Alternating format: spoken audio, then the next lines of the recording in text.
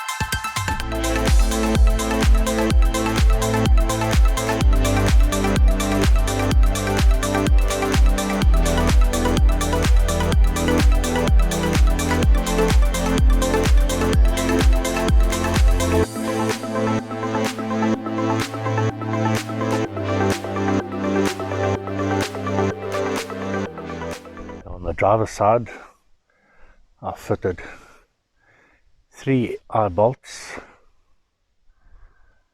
one in front, one in the middle, and one on the rear. And on the passenger side, I only fitted one in the front and in the rear.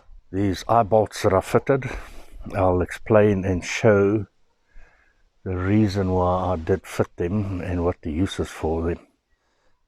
I'm busy making up new leveling ramps, and as you can see here in the old one of the old ones broke, and the reason it broke is that long ago termites got into the ramp and it actually broke, and then somebody tried to repair it and they just put some filler into all the slots and put an aluminium strip at the bottom of the ramp, hoping that'll fix it, but it didn't last. So I went and got some wood, and Mike cut all the wood for me, and I've glued one together already, just waiting for the glue to set, and then I can glue the other ramp as well.